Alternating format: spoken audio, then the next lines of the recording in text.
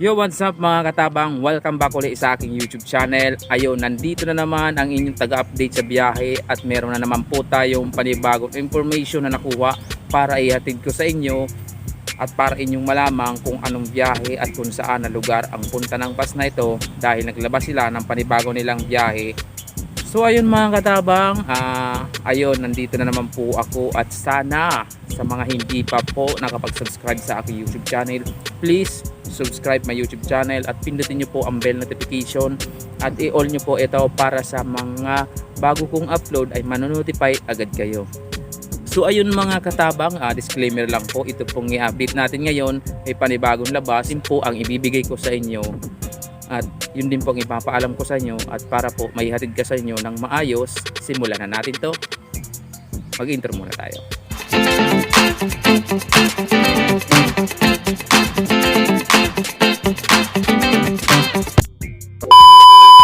Yo, what's up mga katabang? Welcome back ulit sa aking YouTube channel. At ito na po ang panibagong update natin sa biyahe at kung anong bus ito.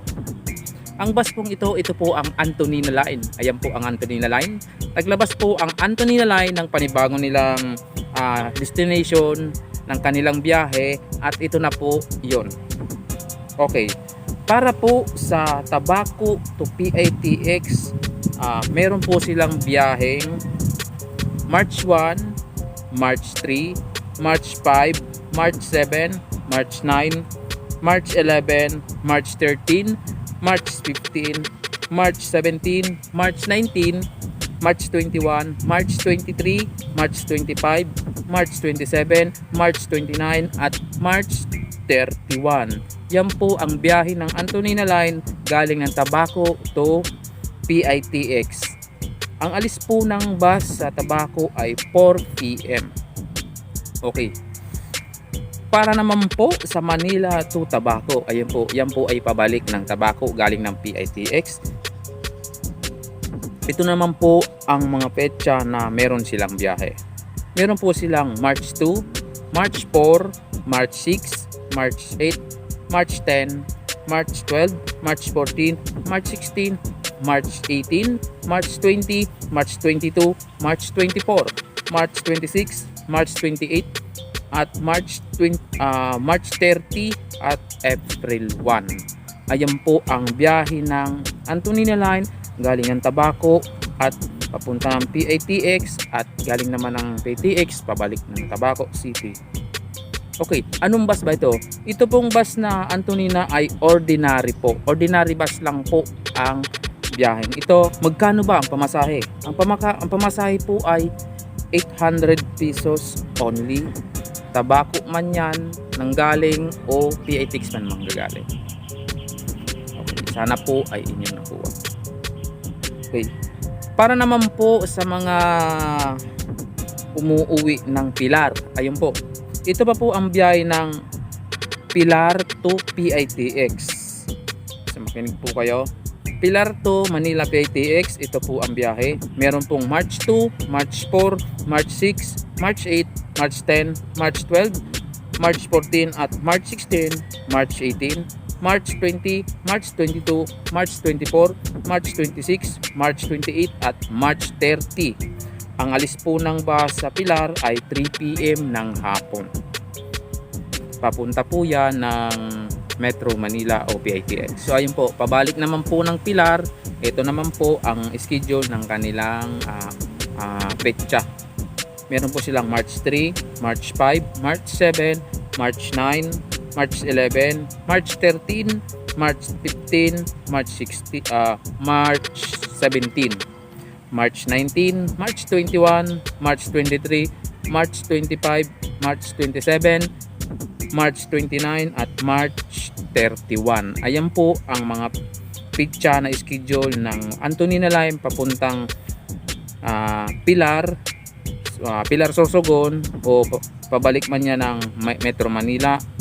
Ang alis din po ng bus ay parehas lang 3 PM din ng hapon galing ng PITX o manggagaling man yan ng Pilar.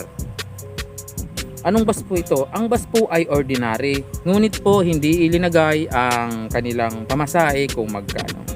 Huwag po kayo mag-alala dahil sigurado po meron tayong contact number na may ibibigay para inyong kontakin para inyong malaman kung magkano ba.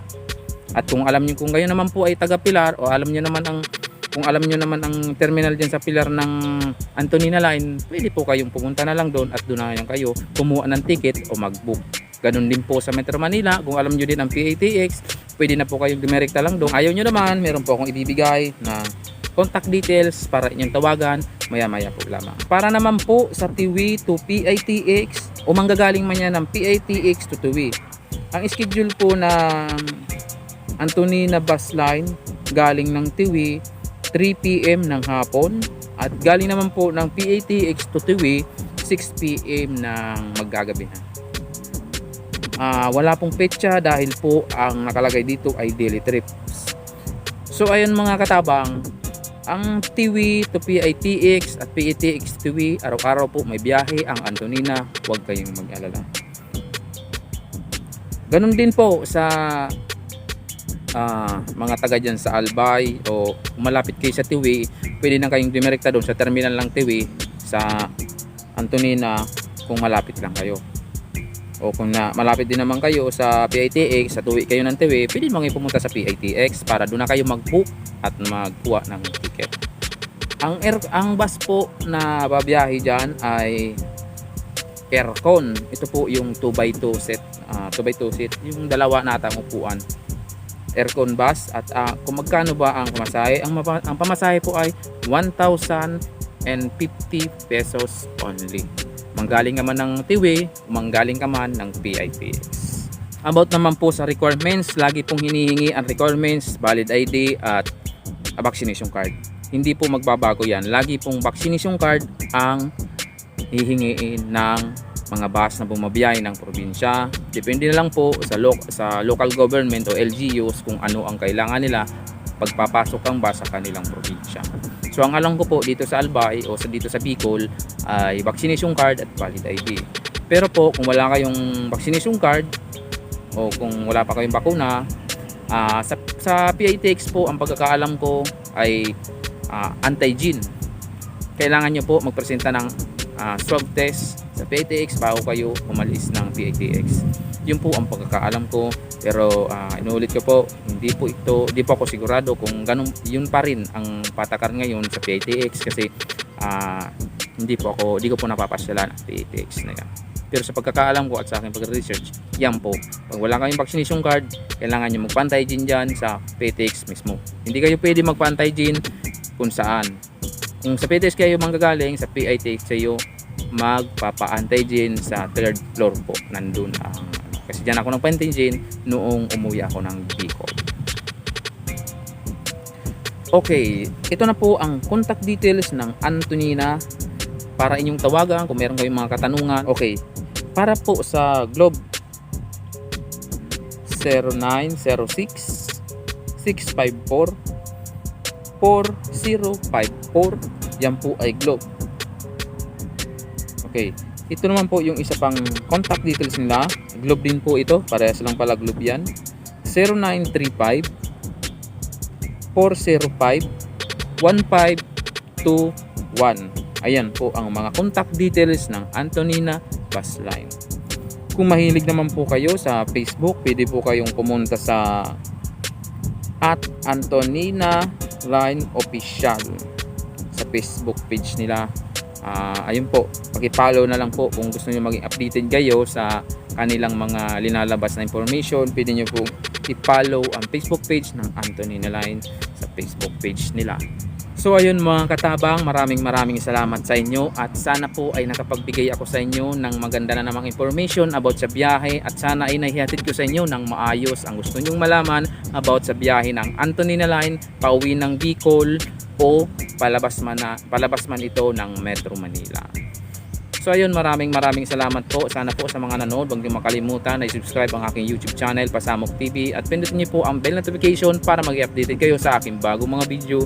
At sa mga gusto po magtanong sa akin tungkol sa mga biyahe, pwede po kayong mag-comment dyan sa comment section sa baba, at kung ako'y may nalalaman, sasagutin ko agad dyan. Ay lagi ko naman sinicheck ang mga comment section ko pag merong nagko-comment at agad-agad itong rinireply yan pag alam ko ang sasabihin ko.